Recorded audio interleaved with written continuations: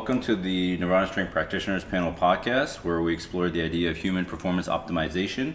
I'm Ian MacLeod, the co-founder of Nirvana Strength, and here today on today's episode we have Johanna Jussinnieni. Whoa! Yeah, ooh, good. Also known as Puma Swede. Puma Swede. And for those of you that don't know who Puma Swede is, she's going to give just a very quick, even two-liner about, what's the easy way to say who you are or what you do? Or I'm like, Google me. And Google. yeah, if you don't know, Puma Swede is known from the adult industry. Okay. And yeah, you can find me online with or without clothes. Most likely without. Most likely without. To give you an idea, yeah. Yeah. So, adult industry. And this is something that you've been doing for how long? I started in 2004, and I'm like, now my math, I'm like, how many years is that? But Well, that's okay. 2004. a few years. Yeah, a few years. Yeah. And so now you're here with us at Nirvana Strength in Bali. Yes. And you're enjoying your time. I love my time over here, and being Nirvana Strength is actually one of the reasons we came back. We were here in March. That's always good to hear. Yeah. No, this is like free promo. No, but actually it is true. We actually joined a CrossFit gym when we first got here because we were going to do the open. And then we passed by your gym just to have dinner, and a wonderful personnel. And I usually come try a class, and we did, and we liked it. So we came over to Nirvana Strength, and now we're back for more. Well, that's always good to hear. Not only are we able to get you away from the CrossFit community, but also like you came for food. I mean, that's usually that's like an added thing to what we do. But actually, one of the biggest compliments I had with the food thing is one of our members, him and his wife, they have 3 young children, and it was their youngest. It was like a 5-year-old boy, and it was his birthday, and they asked him where he wanted to have dinner, and he chose to come to our cafe. So that was like, wow. Like, and it's not like the cafe is like, it's actually really quite healthy. Yeah. And so no, but a 5-year-old, you would suspect him to want waffles and cake and not stuff made healthy with coconut oil and stuff. But yeah, it's actually one of the good things. I said, I'm like, all you need now is just accommodation. And then you can do everything there. You can work there, swim there, shower, train. I mean, I slept upstairs there when I'm really tired, but no, it's a good spot. Yeah, and then hopefully by the next time you come, we'll have even more of a big expansion, and it'll be even more of an awesome time. Maybe next time you won't leave. You'll just stay. Yeah. No, but it is. But you have Bali you have to get visa extension, but it's all made very easy here. You give money to somebody and they do everything for you. You go there, they pick you up, and here, go, and then they deliver you your passport. So nothing is very complicated here. No, usually not. So where do you spend the most of your time outside of Bali? Like, where are you the rest of the year? Now, since a year and a half, I live in Puerto Rico, and Puerto Rico is very hot during the summer. It's humid, and it's almost unbearable. So we went one month to Sweden, where I still have my family, and then 2 months in Bali before going back. So to be able to like still, travel and still work, most of your work nowadays is purely internet online based. Yes. Yeah. It has, the industry has changed a lot. Like before, you were dependent on studios to shoot and get your name out there, and then you have your own website and stuff, but it changed so much that you're actually not dependent on a studio. You can have your own studio from home. Wherever in the world you are, as long as there's an internet connection, I can work. So it's very good for lifestyle when you appreciate your freedom, and I like to travel, so I can bring my work to wherever I go. That's definitely, I think, one thing that attracts. I mean, I think a lot of people nowadays with the whole digital nomad, lifestyle is being able to take your life to wherever you want to be. Is there I mean, the biggest studios I would guess are in the States, right? In Los Angeles. In LA. Yeah. Are there major differences between like the studios that are based in LA versus those in other countries? Is it kind of like American sports where like you go to America for the highest level professional leagues kind of? It like comparing to Sweden, there barely is industry to even talk about. Like in America, there's thousands and thousands, if not millions, of movies made every year. In Sweden, there's maybe 100 movies produced by companies. I mean, then there's people that upload their own stuff online. But if you really want to have a name for yourself, you can make a name for yourself in Europe. There's big studios, and there's very famous European performers, like Francesca James, for example, who you know. But she's amazing. Wow. Yeah, but even they want to come to America because the biggest audience, the biggest studios, you really get your name out there. So that's what everybody wants to do. It's very professional. I had stories of people from Eastern European countries.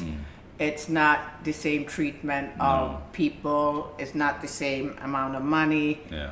And I don't. They're professional, but what I've heard is like not everybody's happy doing it. Compared to when in America, it's so big. You don't want to work for one company. You say no, but there's hundreds of others, and it's a very professional industry.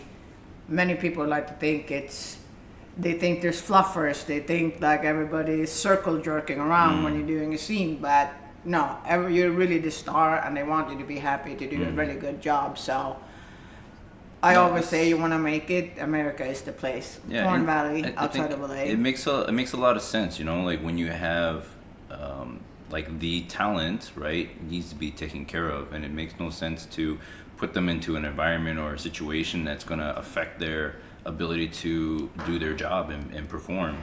I think the companies, and for us, you know, like it's very important for us to have, you know, a very supportive system for our coaches to be able to do their jobs really well, so that they can provide a better service to our customers.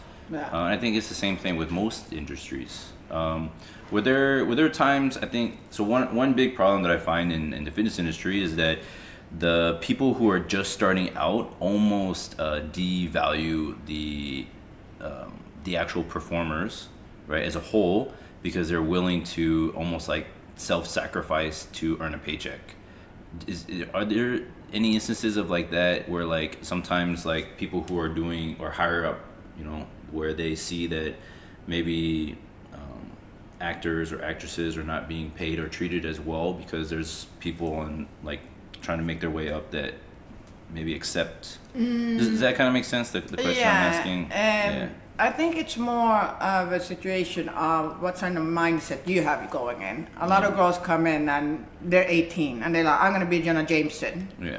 But they're not willing to put in the work. They don't have a long-term plan. They you know, they're 3 months into the thing. They're doing everything on the repertoire. Right. Nobody, what are you going to see of them a year from now? You've seen it all. They put it in every hole. They're taking on every kind of person. They done it in everything. So there's nothing left to see. It's a very short plan. Like if you have a gym, you have like, I'm going to expand. I'm going to do more. So the biggest stars, like when I started, for 2 years, I only worked with girls.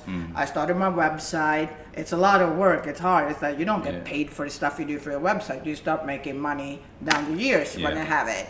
And it depends. Like I tell everybody, you got to have a long-term plan. Don't just go in and do it all. Because an agency, they don't know how long you're going to be in. So they're going to be like, they send you to every type of job if you say yes, because it's money to the agency. Right. Well, as I said, no, this is my limit. This is what I do. 2 years, I said, okay, I will start do movies with guys, and I did that. Then it's like, okay, I do 2 guys. So you know, you do more and more. So there's always something that people want to see.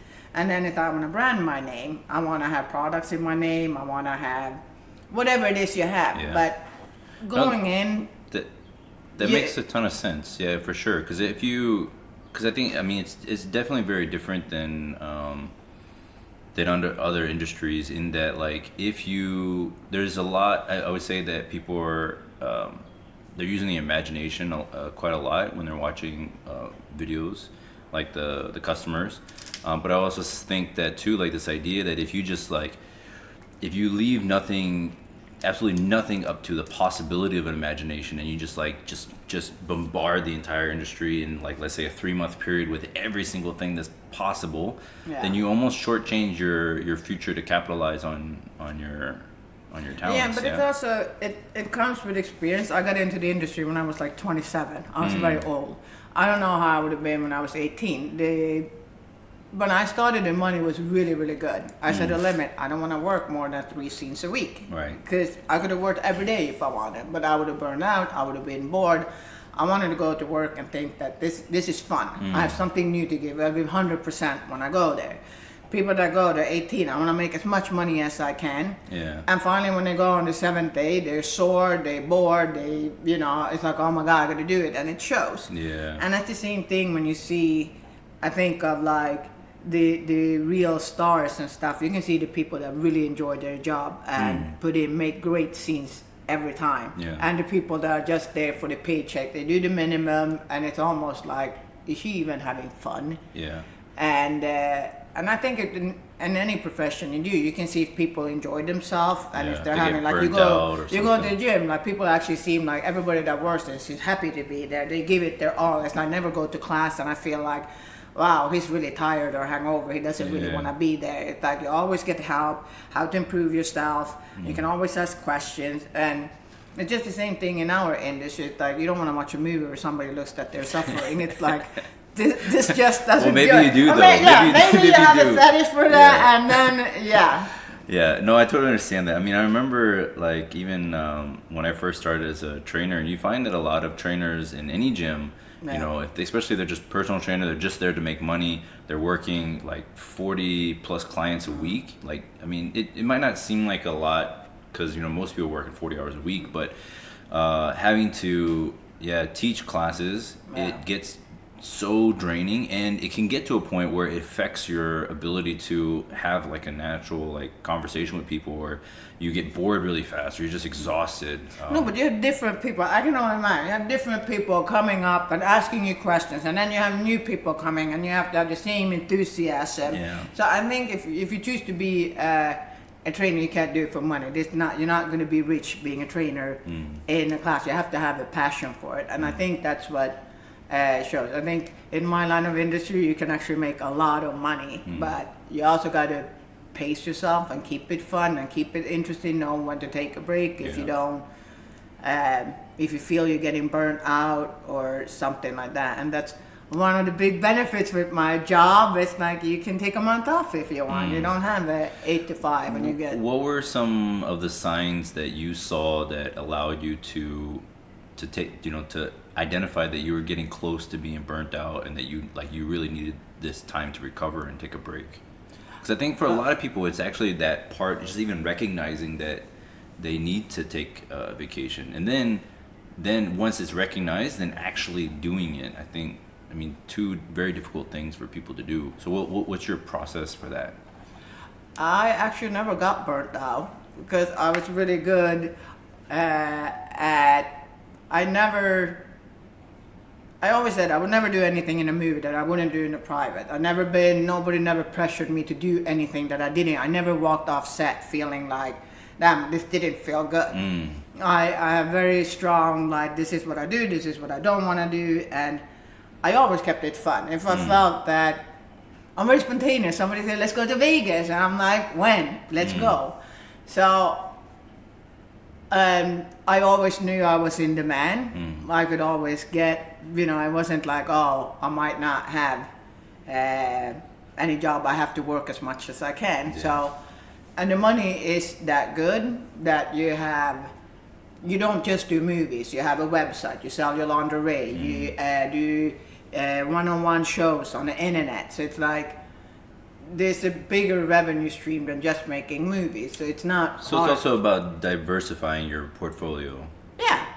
So I never had that problem, and I hear from a lot of people that are my friends. All of a sudden you have a house, you have kids, you have to make payments. It's not. you can't just take off. It's like, well, I'm burnt out. I'm going to take 6 months off and travel. It's that, you still have payments. I mean, that's the thing is, I think, with thinking about other aspects of your life is that, my sister, she bought a big house, has more bedrooms than she needs. She's got 4 acres of land, and 2 of the acres are just pure grass. So her husband every Saturday has to cut the grass for like 3 hours, because if he doesn't, then it gets too big, It's a rice field. Well, yeah, because and so then she, her family basically is like trapped by her house, and then they also have to make their, obviously their car and house payments. But I think that's, not putting yourself in that kind of bad situation also allows you the freedom to do other things in your life, to have the freedom to take a break when you need to, or no, I think it's I remember when I started in the industry, the money was amazing. And I'm like, I grew up, we didn't have a lot of money. I wasn't poor or anything. Yeah. But all of a sudden, you just buy the mall. You buy some designer bags, and you're in Rodeo Drive ordering bottles. Can you give me an idea of what you mean by the money was amazing? What would you get for like one scene or one movie? Now the money has changed, but say a boy girl scene would be like $1,800, and there was work almost every day if you wanted it. And I also travel dancing at different clubs, so you get paid to appear at the club for a weekend, and then tips and stuff on that. And then you just realize after a bit, it's like, okay, does this make me better? Do I feel happier? Do I have this Gucci bag, this Louis Vuitton bag, or these shoes, or whatever? But it was an amazing feeling. Then you realize, like, that's not where the value is. It's like I don't own almost anything. I live pretty much out of 2 suitcases. I got rid of everything I own. I don't have any furniture or anything. And I think a lot of people put themselves in like, oh, I'm gonna have a house, and then you gotta be there. You own the house. You're paying for it. So how did you? So at what point did you go from going out and just like being like most people, where they just go out and just buy a bunch of stuff, to now, like you say, you're living just under with 2 bags? Yeah. Right? I think maybe like around 7-8 years ago, I started. I mean, the industry changed too, and you start thinking that, instead of buying these, if I put these $2,000 I would spend on a bag or shoes and stuff, and you start saving them and you start investing this money, it's like, wow, actually that's better. Or I just think you grow older, and maybe you get wiser, and you don't appreciate those things. And I think that you saying like about spending like $2,000 on like bags and shoes, it reminds me, and it's not like I didn't watch Sex and the City that much, but there was I always remember just this scene. Admit now that you did watch it. But there was a scene where Sarah Jessica Parker was like counting how much money she had in her closet on just her shoes. It was like over $100,000, and she's like, I think it also fits in with like let's say buying like a super expensive wedding ring, right? And I find that people just getting married. We can talk about that. That's like, wow, you got trapped into that one. So there's like maybe there's like a $20,000 wedding ring, and you wear it on your wedding day, but then after that it spends its entire life in a safe in the house, and it's just sitting there, and it's like, what are you doing with all this stuff? No, but you accumulate things, things. Do. I did maybe, I think now it's about 4 years ago, it's the first time I got rid of everything. It was hard. I'm like, but these what I got, Louboutin shoes, like I said, I'm like, I spent like $2,500, and the girl that came that was gonna sell it, she's like, you probably get $300-400. I'm like, but I worn them like 4 times. She's like, yeah, and I'm like, I'm gonna hold on to them. And she's like, you worn them 4 times. I'm like, yeah. I couldn't give her things. I gave her like 4 things. So she's like, you leave in the country, and you're gonna, but when you started getting rid of things, it was such freedom. It's like, I had to live with 2 suitcases, and it's like, you don't get any money for that, but we got rid of everything and went traveling for a year. And then we came back to America, and I moved to San Francisco. and got an apartment and bought really cheap furniture and stuff. And then after a year, we're like, fuck it, let's just get rid of what we got. But during that year, it's amazing the stuff you gather. I went buying like not expensive stuff, but you gather paper, you gather. Oh look, I'm gonna save this little thing. It's like. Just things on a shelf. Yeah. It's like, it doesn't give me, I had to say some stuff that my mom and my sister gave, like when I turned 18 or 30. Sentimental stuff, yeah. Yeah, I mean, those are work, but they're at my friend's house in Los Angeles. So they have them up there, so I go there, I'm like, oh, look, there's my, the candle holders or like whatever it is. And it's actually freedom when you don't hold on to things. Yeah, no, it's great. It's for me too. Like I lived in Korea for like 10 years, and I just over 10 years, like I just accumulated more and more and more stuff. And then before I came here to Bali, I had to get rid of everything. And oh my God, I couldn't believe like how much stuff I actually accumulated. And I was actually I love cooking, so I had like a massive just all this cooking stuff, and I was just like some of the stuff you don't even use that much. Yeah.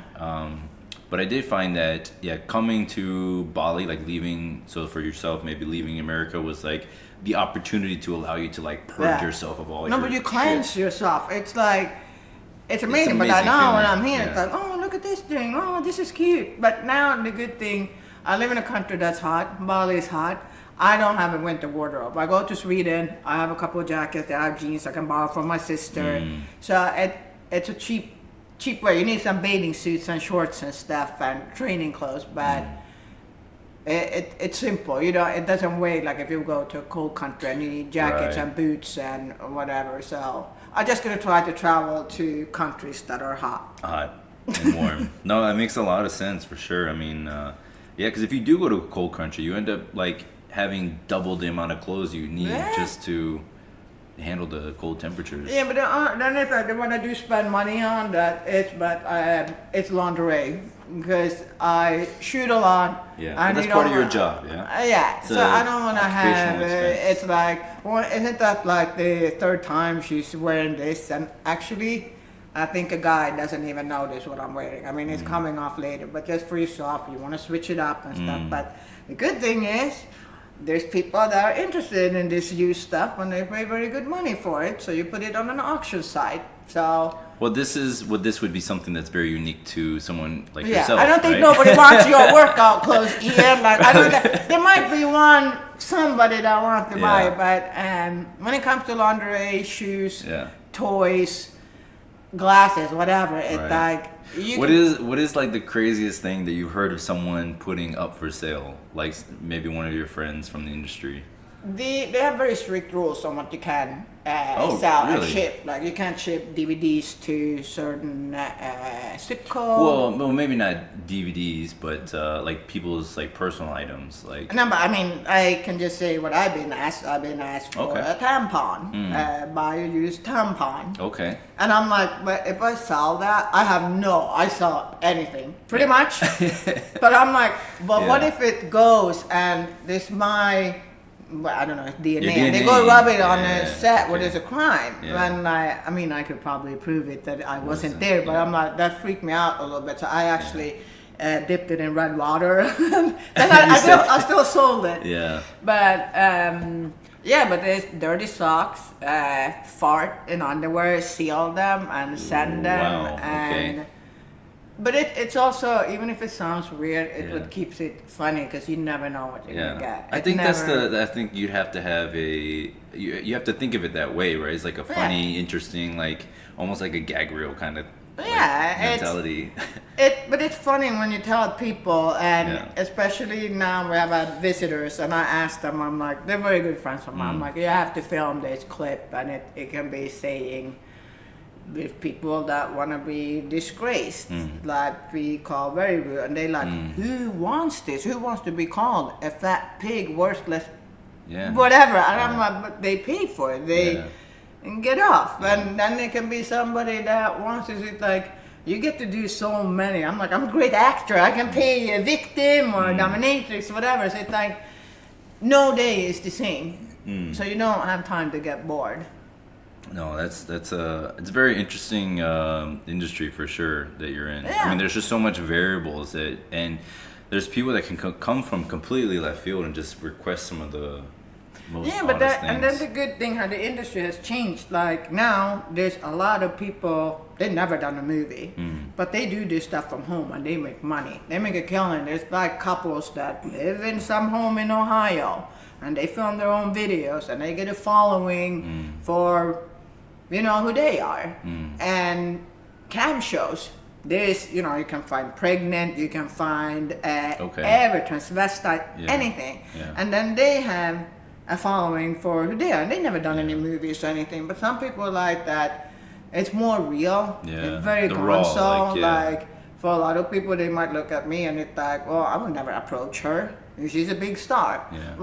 Well, this mother at home that's 60, and she's just her husband is at work and she's just like horny fuck. It's like, yeah, I like her. Yeah, I suppose. I mean, I think there's a lot of that in. I mean, I do see it a lot in social media as well, and where people are almost there's become almost an oversaturation of too much production going into like a picture or a photo, and people are wanting to actually see like more raw footage and see like instead of seeing always like perfect, let's say perfect exercises or perfect repetitions, they actually want to see high level that's performance. The fun. The gym videos when people fail. Yeah, the fail. Or they want to exactly. see the person that's struggling. That like, you know, it doesn't have to be like, who the fuck works out in makeup. And then I see this perfect person.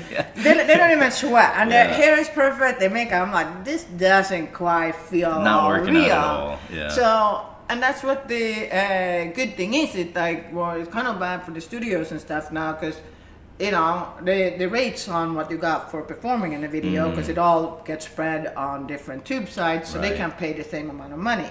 But now it's like, well, why would I go and work for you? I'd be on set where you do my makeup. I have to do still pictures. I have to do dialogue. I'm on set for 7, 8 hours or 6 hours, whatever.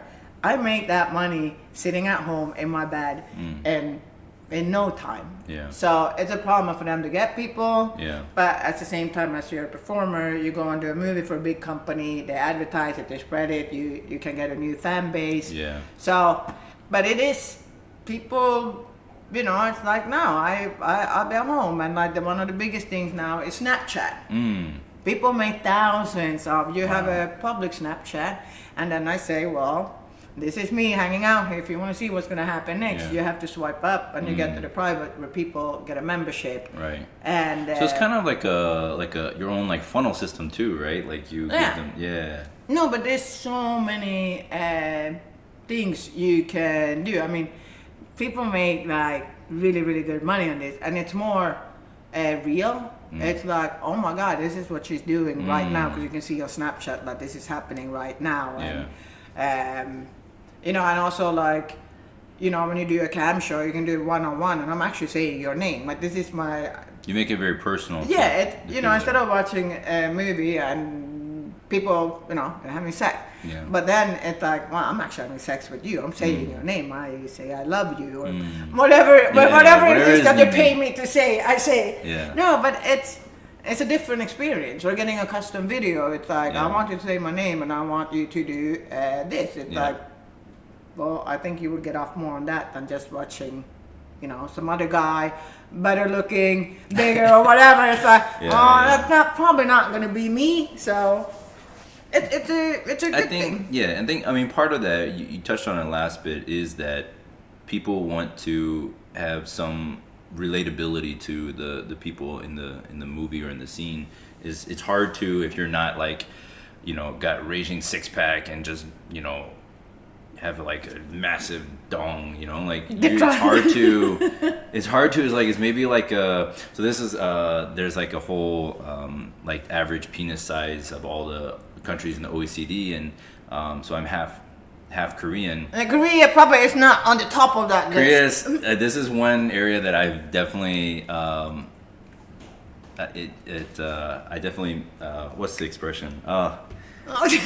That became very hard. I got very lucky that I did not get the Korean side of me like for my penis size because South Koreans are actually like the second smallest in the world. Oh wow! Like in the OECD, I think North Korea is like number 1. So the two Koreas are the two smallest, right? But it would be hard for like a Korean person to be able to like watch like a white guy who's like jacked and like 6 foot tall, and it's like I can't. That's never gonna be me. You know? No, but it's. I think that's a thing that I hear a lot of people say. It's like, well, how can they perform like that? Yeah. But what people forget a lot, and I try to bring up, and that's a big issue today, that young people have access to internet and they grow up watching this and they think that this is real. Yeah. I'm not porn, it's not real. Yeah. It can be a very good scene, it can be, you know, you have great chemistry, it's going, but I'm like, there's preparations that go in before you have anal sex.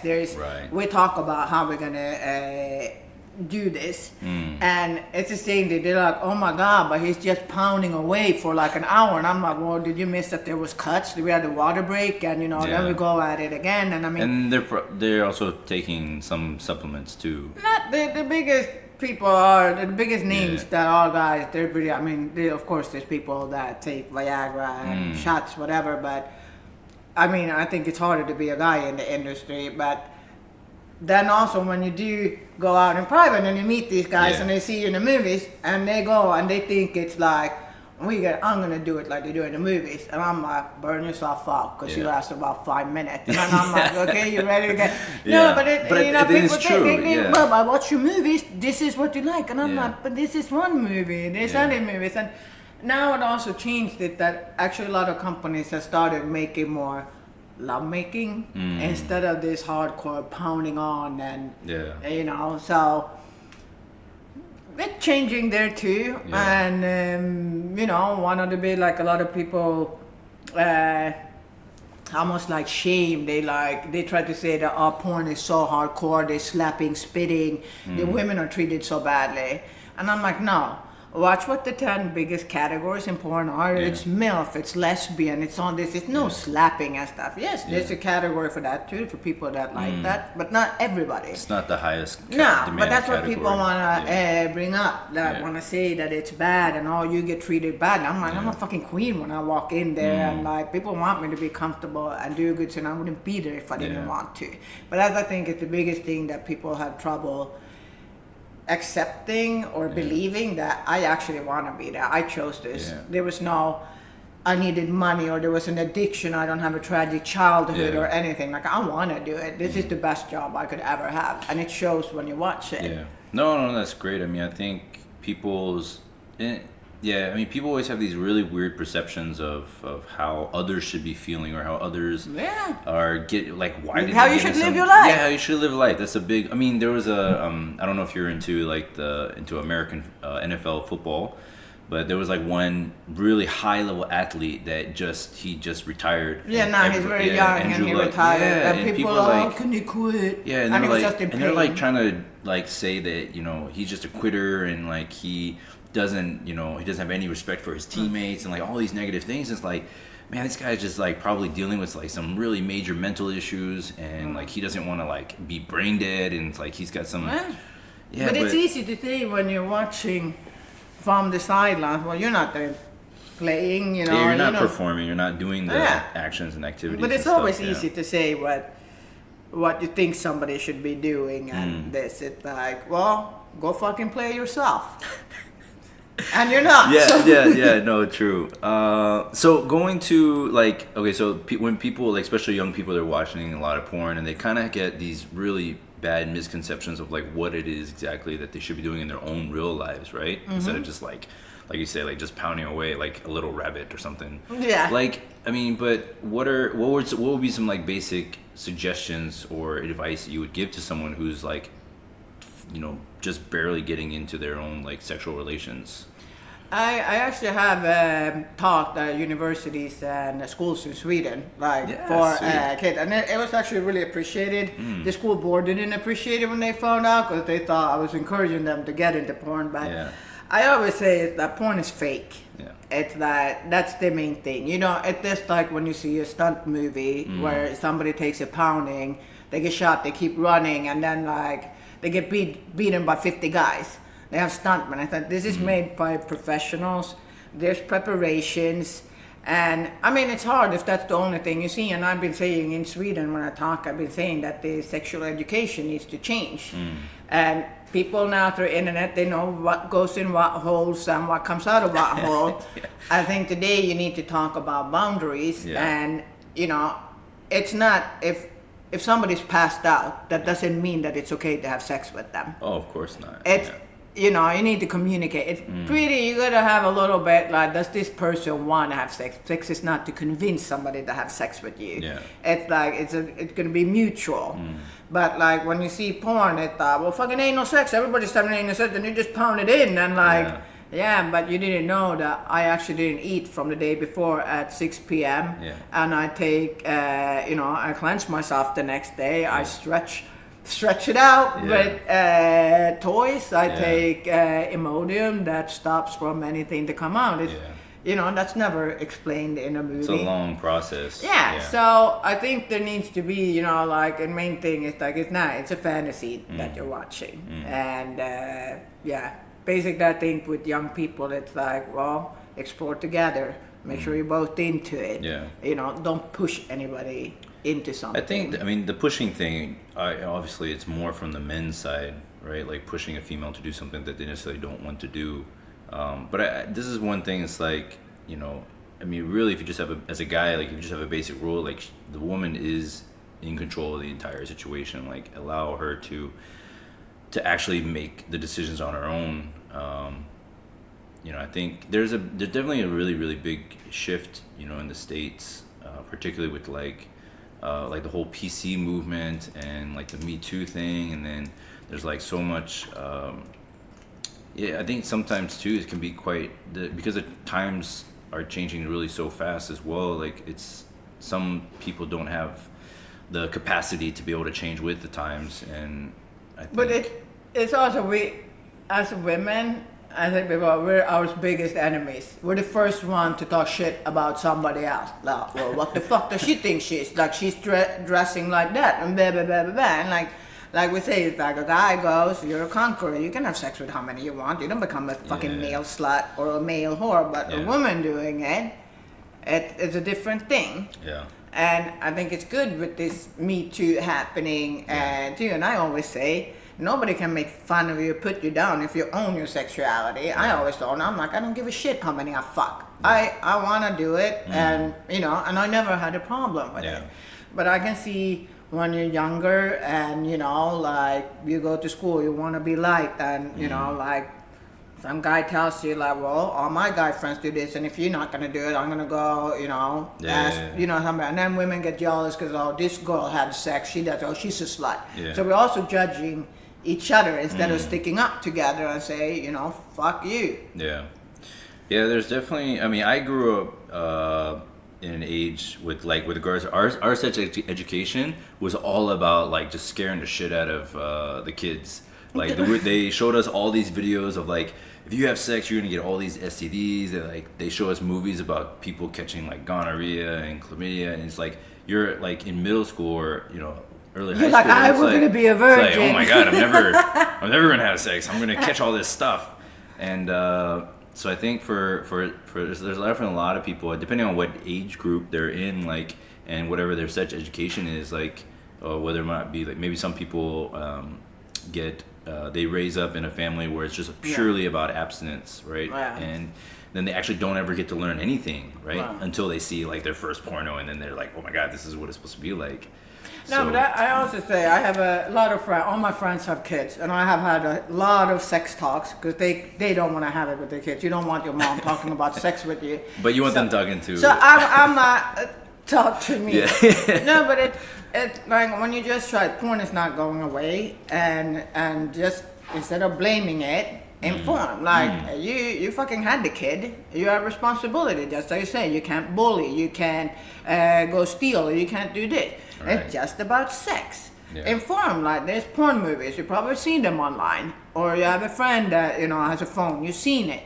Talk about it. And if you can't do it, as somebody else, and it doesn't have to be an open dialogue. It's like, okay, I'm going to inform you. I have a lady that has a sex shop, and she said how she did it. I thought it was so amazing. She sat her sons down, and she went over the whole anatomy of the vagina, the clitoris, and this anal sex, and she thought they weren't saying anything they were saying, but she thought, well, at least I informed them, what's there, and talking about like, you might have to make sure that the girl this is something she wants. It's not about like convincing somebody to having sex. I think that's, even if you just took it from that point of view, right? So like if you taught your kids about just physical anatomy, right? Yeah. If you looked at it from that point of view, like I'm just teaching them about how the body works. Yeah. And then also teaching them about like basic human decency and manners and being a good person, and I think... but you do it anyway. Yeah, when it comes to sex, but then it's like, But you should, you should, and I think there's a lot of people that don't, and I think there's a lot of parents that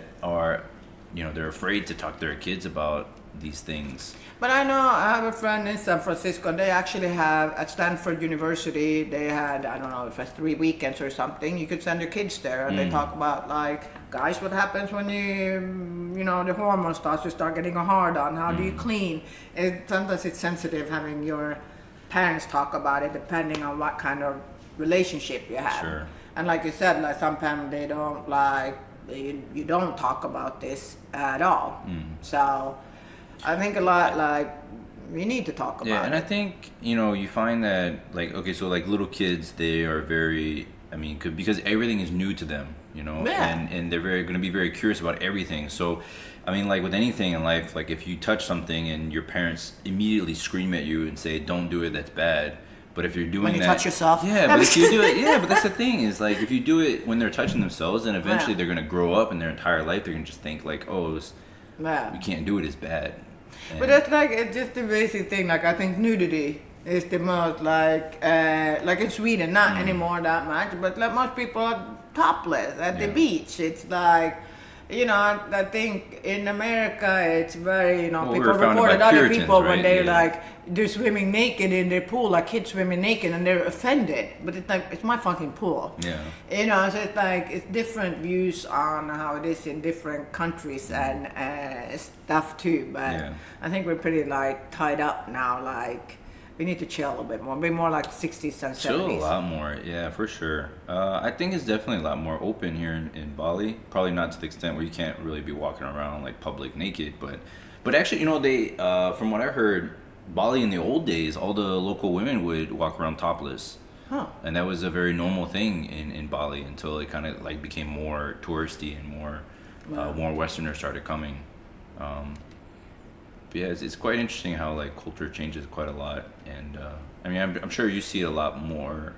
From your time being in Sweden and Puerto Rico and America, and how different like every single place is with regards to sex. But if you just go into different states in America, you go dancing at a club, and some clubs are, I don't give a shit what you do. And then some clubs are, you can't bring on something that even remotely looks like a penis real. It's going to be sparkly, purplish, and something else. Look like an alien penis. Like, you can't simulate sex on stage. Okay. If you give a lap dance, as soon as your top comes off, you can have no contact with the customers. Okay. It's if like you serve alcohol, you have to have your bottoms on. Some states, there's a 10 minutes when you get there. It's like, okay, what are the rules of this state?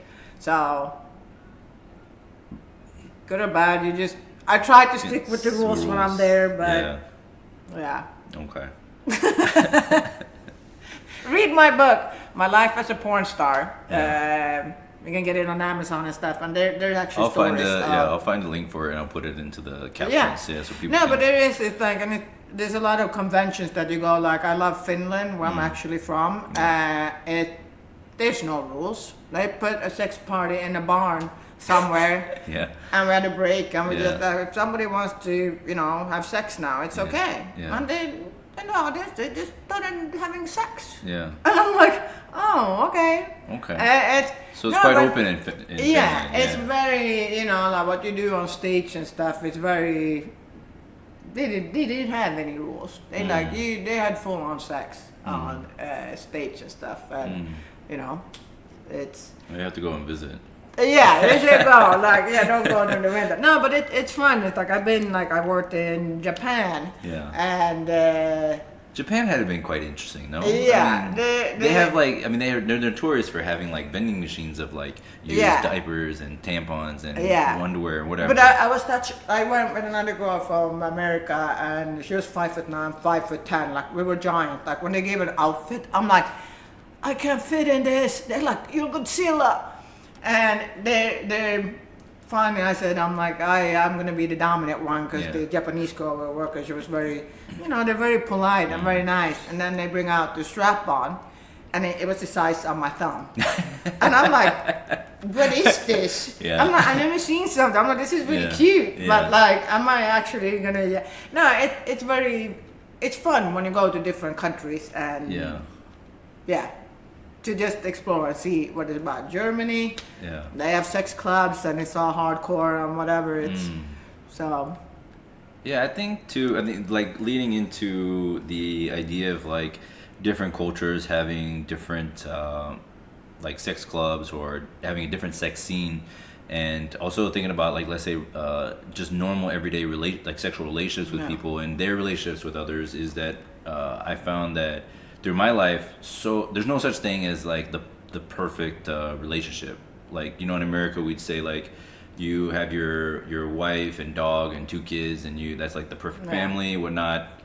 But like I've had friends who have been married for 20 years, and for like 12 years they've been going to like sex clubs and swing clubs, and then like a couple who they've known each other since high school and they've only been with each other for that whole time. Wow. And like, literally everything in between. Like, I've had people that I've known that have different kinds of relationships.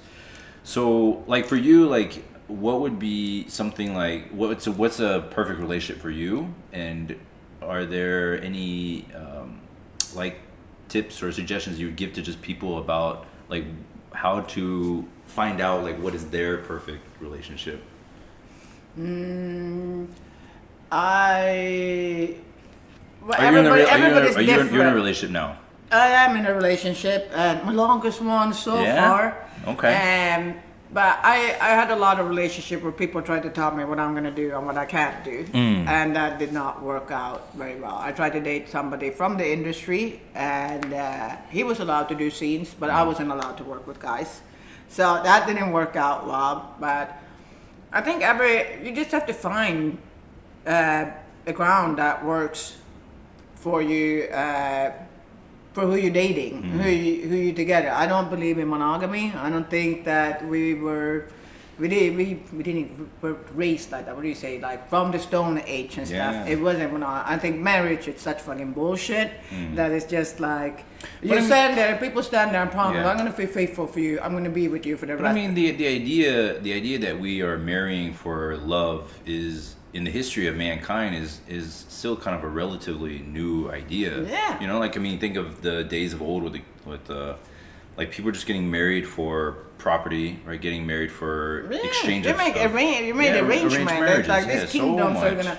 No, but I think it's different for everybody, and like I can actually recommend a really. I read a lot, and like a lot of people say, like the most common when you date it for very long, sex becomes routine. I'm actually going to give the link because I don't remember the book. Mating in Captivity by Esther Perel. Okay. And she brings out real couples of different reasons why the sex got boring, what to do. So it's a really good read. And I just think if you just have to reach some middle ground and discuss it. What's okay with you. Yeah. I mean, you can't go and one being, I'm a swinger and the other one is not. You're like, okay, are we doing this together or not? Or are we going to be, most of my friends, they're like monogamous. There's nothing else. Yeah. Like, you don't fucking look at porn, then that's cheating. And so everybody's different. Some people are great in monogamous relationship, and I think the let's say if we think about commonalities between all different kinds of relationships, I find that generally the ones that generally tend to work well are ones that have like really good communication between the couples. So if they want to both be swingers, they can both be swingers, whatever. But then also too, the second one is I think very important, is the male having respect for their female partners. I think because there's a lot of situations where like let's say you dated someone in the industry and it's like he wanted to impose certain restrictions on you that he would not put on himself. Yeah. Yeah, I mean that's not. But it's like it's and like being like somebody working in the industry that I'm doing. It's well, you're gonna know when you go in. This is what I do for work. You can come in after a little bit. It's like, hey, I actually don't want you to do that. It's but that's my job. Yeah. So that can pose some issues, and I've been very lucky with somebody that's very open-minded and understands what's work, and then you have probably a lot of people think that as soon as you have sex with somebody, it's like, oh, you fall in love. That's love.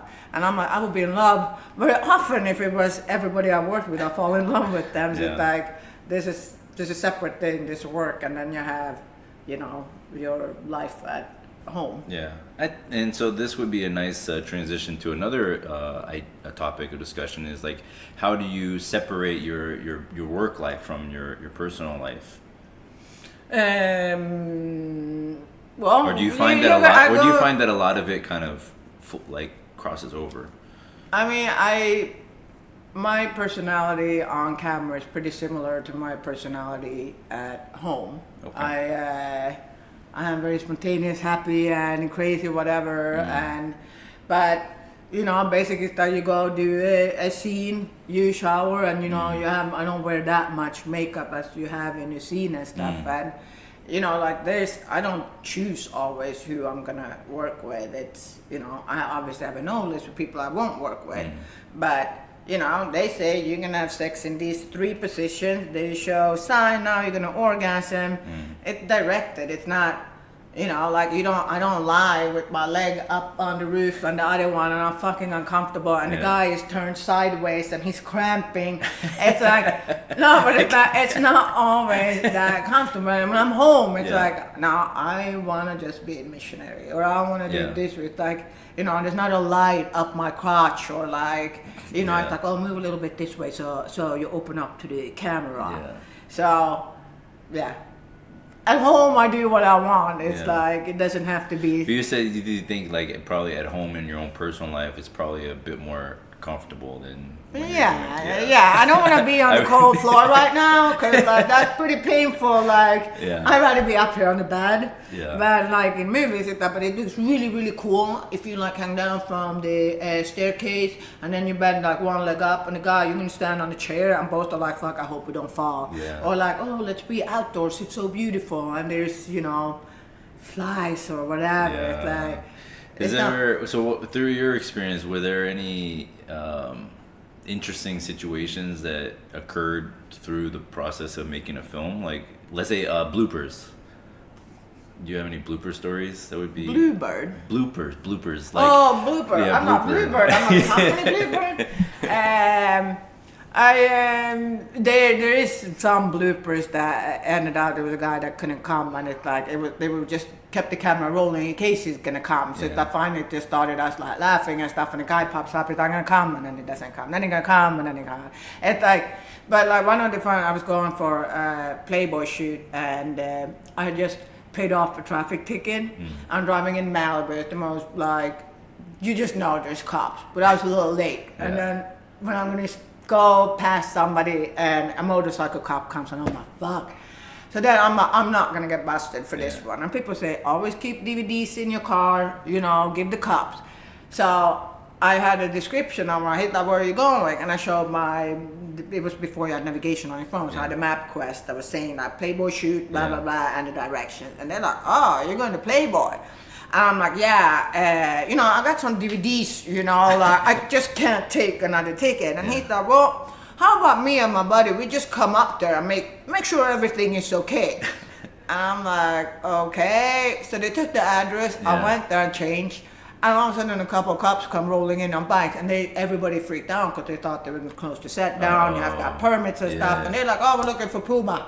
And then they come and the director was just like, God damn it, like, you don't fucking tell me. I'm like, I didn't think they would come. Yeah. So the cops, they're sitting there talking to everybody, watching the scene, grabbing lunch, and they're like, okay, we're gonna head out now. Yeah. And I'm like, yeah, can you just put my name that I should never get a ticket? That I was actually really cool. And yeah. But, that's cool. Yeah, they were cool cops. No, that's good. I mean, I think, any kind of things in life that obviously you might not have full control over, but if you have the ability to adapt, and I think even thinking on your feet, I mean, there's got to be so many situations where something's going a way that you didn't think it would. No, but it's just like when you're filming, you don't want to do a lot of cuts because it shows. It's like you want to have. Just when you have at home, if somebody was like, take a break, I'm gonna put lipstick on, and then you start, and then you're like, okay, I'm really going, I got this, and they're like, hold up, I gotta go pee now, and then you're like, okay, let's fucking finish, and then she's like, hold up, I need to drink some water. So it's like, you want to keep the action going, and sometimes it's like if I shoot for myself, I'm like, I don't care if we fall off the bed, if when I had extension, lashes come up, I'm like, make it look real, like. But I think that's part of the process, right? It does look real when it's like that. Yeah, because it's like when you're done, it's like your makeup is not proper. When like depending on what you do, maybe something tricky. But it's like when you see it fucking going, and it's like it looks like a tornado went through, and you walk out and you're like, God damn. And that was a good day at work. Then. Yeah. Was there any people that you found to be very demanding, like maybe more than they should have been? No, I always say that I've been very, very fortunate. I think also because I was older when I got into it, so I actually never been really asked either. I had a really good agent, and before you go on set, they said, you've been booked for this scene, vaginal, and with this person, this is what you're getting paid. I mean, maybe sometime after, like, do you feel like doing anal? And it's up to you, but like I never had somebody to push and have me do something that I didn't want to do, or I never felt uncomfortable. I always felt that, I mean, it also has to do with what kind of person I am. I'm not very afraid to speak up. And no, that's good. I mean, I think that's but I think it's different that I was older too, and it's like you just like, no, I don't want to do this. And that's why I say, like, when you're younger and you might be like a guy telling you that you need to you need to get it on your face, or you're not a cool chick, and you're like, oh, well, maybe I should because I want to be that cool chick. Was there any common things that you found in people that you didn't want to work with? Like, was there some... I really didn't have that many people on my no list. I had some people that were crossover that shot both with guys and girls, and I put those on my no list. And like females or males?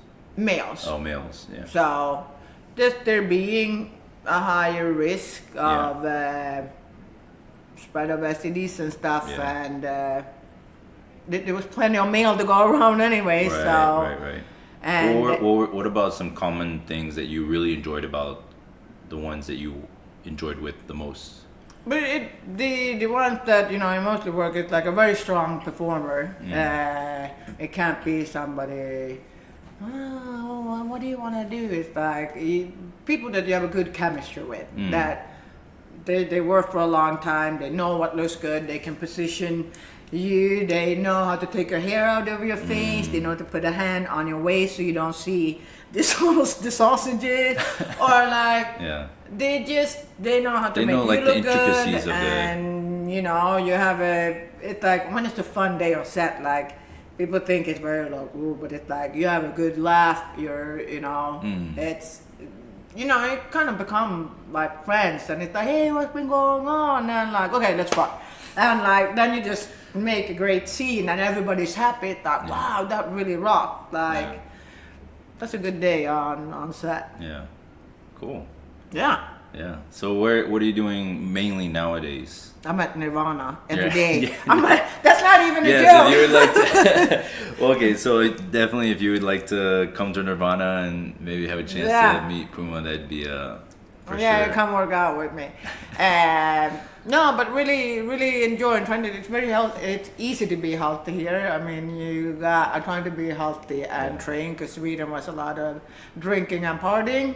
So yeah, it's definitely easy to. I mean, even in this area, right, where it's very easy to be healthy and train a lot, but it's also very easy. I mean, they're like right next to each other. You can just party all the time if you really wanted to. Yeah. How do you? Sometimes people might even see that kind of temptation like really hard to stay away from. Like, how do you maintain some level of balance in your life with regards to being healthy and having fun still and doing other things? When I party 110%. I don't hold back. Yeah.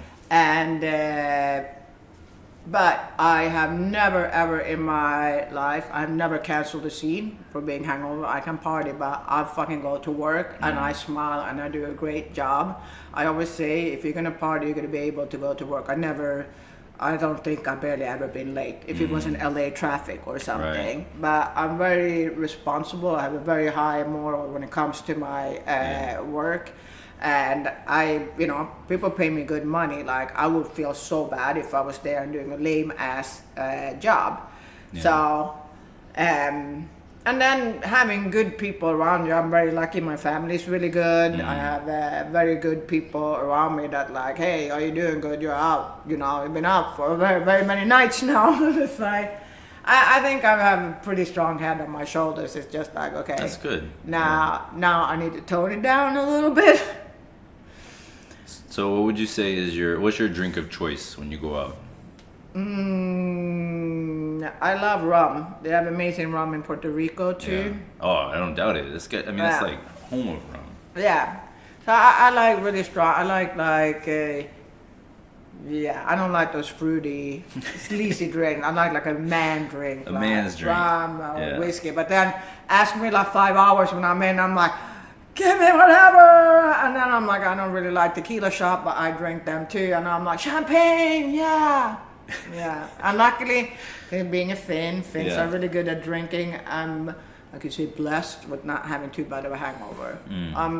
Well, Finland's really known for their vodka, yeah? Or they have a particular kind of liquor that they're really well produced? Finns are more known to fucking drink it. Just drink. They drink. They go to the sauna and do not try to outdrink a Finn. They will kick your ass and then they put you in the sauna and you'll sweat it out.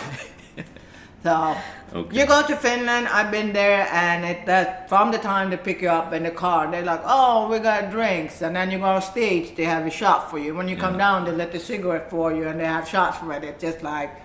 So are all these shots, is it one kind of liquor, or they like have? No, they want me to be happy, so whatever I like, it's like. But I never had the problem of like, oh, I have to drink before. I don't drink before going to work or anything like that. It's like, it's just when I party, I like to party. I think we all like to party to some extent.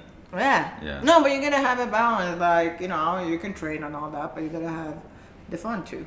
Of course. Then but you come to Nirvana and you recover. You go to the sauna, the cold tub, you eat healthy, and you're like, it wasn't that bad. I'm on track again. Maybe. Awesome.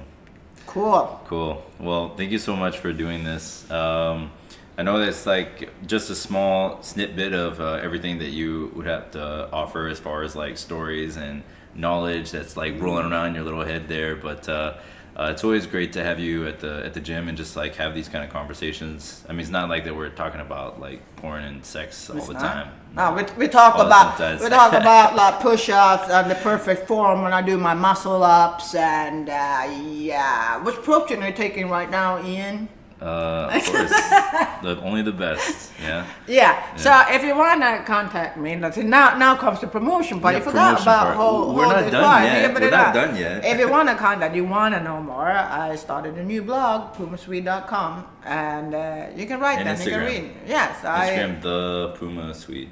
Yeah. Yes. So my performance, I'm gonna the goal is to blog there daily. I haven't had the time now. How long are your blogs usually? Is it just one? Is it like I have blogged for years, and I had a blog. I was a part owner of a strip club in Sweden, and that blog I had probably for like almost 10 years or something, writing there daily. Yeah. But now I'm trying to transform myself a little bit more to mainstream. So this blog is actually something you can open at work without having an asshole pop up. The other blog was not like that. Yeah. So I try to keep it more of advice when it comes to sex, relationships, and all that. So you have a question, write me. Oh, we should do like a dinner discussion.